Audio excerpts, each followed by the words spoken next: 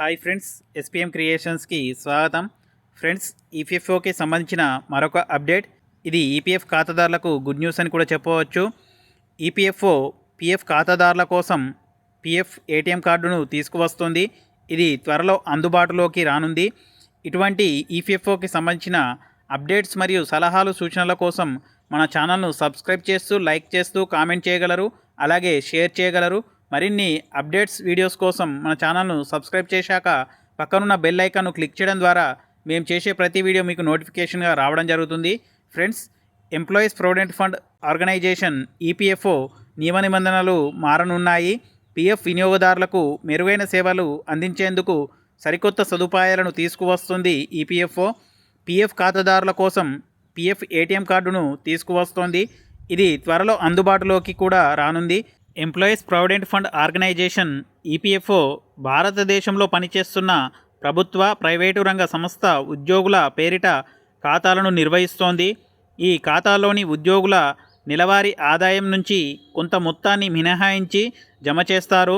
PF ఖాతాలో జమ అయిన డబ్బులను ఉద్యోగులు తమ పెళ్లి, చదువు, ఇంటి నిర్మాణం తదితర అవసరాలకు వినియోగించుకోవచ్చు.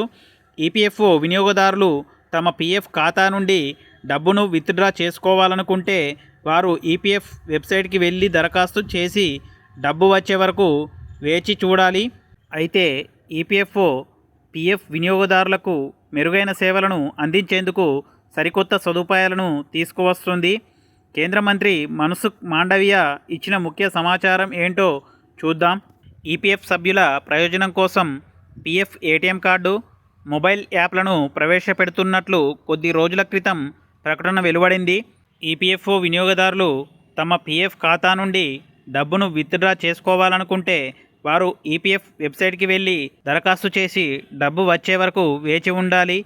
ఈ నిరీక్షణను తగ్గించేందుకు ఈపీఎఫ్ వినియోగదారులకు ఏటీఎం కార్డులు జారీ చేసేందుకు చర్యలు తీసుకుంటుందని, ఈ దశలో PF ATM card, mobile app ఎప్పటి నుంచి లాంచ్ అవుతుందన్న ముఖ్య సమాచారం అయితే వెలువడింది. ఈ పరిస్థితుల్లో కేంద్ర కార్మిక ఉపాధి మంత్రి మన్సుఖ్ మాండవీయ ఈపీఎఫ్ఓ గురించి కొన్ని ముఖ్యమైన సమాచారాన్ని విడుదల చేశారు. అంటే ఈ ఏడాది మే నుంచి జూన్ వరకు ఈపీఎఫ్ఓలోని వినియోగదారుల ప్రయోజనం కోసం ఈపీఎఫ్ఓ మొబైల్ యాప్, క్రెడిట్ కార్డుని ఉపయోగించే సౌకర్యాన్ని అందించడానికి ఏర్పాట్లు జరుగుతున్నాయని ఆయన చెప్పారు. మొత్తం ఇన్ఫర్మేషన్ టెక్నాలజీ మెరుగుపరిచేందుకు ఈపీఎఫ్ఓ 2.0 పనులు ముమ్మరంగా సాగుతున్నాయని, జనవరి నెలాఖరులోగా పనులు పూర్తవుతాయని భావిస్తున్నామని చెప్పారు. ఇంకా ఈపీఎఫ్ఓ 2.0ని అనుసరించి ఈపీఎఫ్ఓ 3.0 యాప్ని మే నాటికి ప్రారంభించనున్నట్లు చెప్పారు. దీని ద్వారా వినియోగదారులు బ్యాంకింగ్ సౌకర్యాలను కూడా పొందుతారు. అంతేకాకుండా ఈపీఎఫ్ఓ అప్లికేషన్ వినియోగంలోకి వస్తే ఈపీఎఫ్ఓలో కొనసాగుతున్న సమస్యలు పరిష్కారం అవుతాయని చెబుతున్నారు. ఫ్రెండ్స్, చూశారు కదా ఈ వీడియో మీకు నచ్చినట్లయితే మన ఛానల్ను సబ్స్క్రైబ్ చేసి లైక్ చేస్తూ కామెంట్ చేయగలరు, అలాగే షేర్ చేయగలరు. మరిన్ని వీడియోస్ కోసం, మరిన్ని అప్డేట్స్ కోసం మన ఛానల్ను సబ్స్క్రైబ్ చేశాక పక్కనున్న బెల్ ఐకాన్ను క్లిక్ చేయడం ద్వారా మేము చేసే ప్రతి వీడియో మీకు నోటిఫికేషన్గా రావడం జరుగుతుంది. Thank you friends, thanks for watching. Thank you.